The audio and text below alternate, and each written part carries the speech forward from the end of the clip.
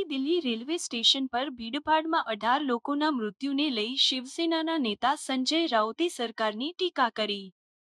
નવી Delhi railway station પર મહાકુંભ મેળા માટે પ્રયાગરાજ જતા હજારો યાત્રિકોની ભીડને કારણે થયેલી ભીડભાડમાં ઓછામાં ઓછી 18 લોકોના મૃત્યુ થયા અને અનેક ઘાયલ થયા.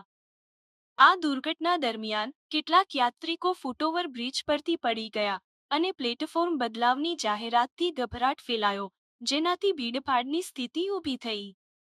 આ ઘટનાને પગલે શિવસેના, ઉદ્ધવ બાલાસાહેબ ઠાકરે ના નેતા સંજય રાઉતે મુંબઈમાં પ્રેસ કોન્ફરન્સ દરમિયાન આક્ષેપ કર્યો કે મહાકુંભ મેળાની વ્યવસ્થા નિષ્ફળ ગઈ છે. તેમણે જણાવ્યું કે મહાકુંભ એક પવિત્ર ઉત્સવ છે. લોકો મોટી સંખ્યામાં પ્રયાગરાજમાં આવશે, પરંતુ ભાજપે તેને પાર્ટીના પ્રચાર માટે કબજે કરી લીધું છે. તેમણે 50 કરોડ લોકોને આમંત્રિત કર્યા, પરંતુ વ્યવસ્થા શું હતી? લોકો કલાકો સુધી રસ્તાઓ પર અટવાયા. લોકો ભીડભાડમાં મૃત્યુ પામ્યા છે. 60,000મી વધુ લોકો ગુમ છે.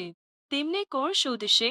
આ પહેલા 29 જાન્યુઆરી 2025ના રોજ મહાકુંભ મેળાના સ્થળ પર થયેલી ભીડભાડમાં ઓછામાં ઓછી 30 લોકોના મૃત્યુ થયા અને 60મી વધુ ઘાયલ થયા હતા. આ ઘટના દરમિયાન લાખો શ્રદ્ધાળુઓ ગંગા અને યમુના નદીઓના સંગમ પર પવિત્ર સ્નાન કરવા માટે એકત્રિત થયા હતા, જે દરમિયાન ભીડને કારણે આ દુર્ઘટના બની. આ ઘટનાઓને પગલે સંજય રાઉતે કેન્દ્ર અને ઉત્તર પ્રદેશ સરકારને આક્ષેપ કર્યો છે અને આ સ્થિતિને પ્રશાસનિક હત્યા ગણાવી છે. તેમણે જણાવ્યું કે 10,000 કરોડ રૂપિયાથી વધુ મહાકુંભ માટે ખર્ચવામાં આવ્યા છે. પૈસા ક્યાં ગયા? જો सिस्टम सारी होत तो आ स्थिति ऊभी न होत. कैपिटल ये जो ऐसे इंसिडेंट्स हो रहे हैं स्टैम्पेड के, तो ये भी तो फेल्यूर ऑफ रेलवेज और डेफिनेटली पूरी व्यवस्था का फेल्यूर है. देखिए, महाकुंभ एक पवित्र पर्व है, ये श्रद्धा का सागर है. लोग आएंगे, लाखों की संख्या में आएंगे, करोड़ों की संख्या में आएंगे, लेकिन अपने जिस तरह से ये पूरा कंट्रोल भारतीय जनता पार्टी ने अपने पार्टी के प्रचार के लिए लिया, उससे ये भगदड़ हो रही है. ये पार्टी का प्रचार का मुद्दा रहा उनका महाकुंभ. 50 करोड़ लोगों को निमंत्रण दिया, उनकी व्यवस्था क्या की आपने? अब जोर जोर से 50 करोड़ 100 करोड़, व्यवस्था क्या है?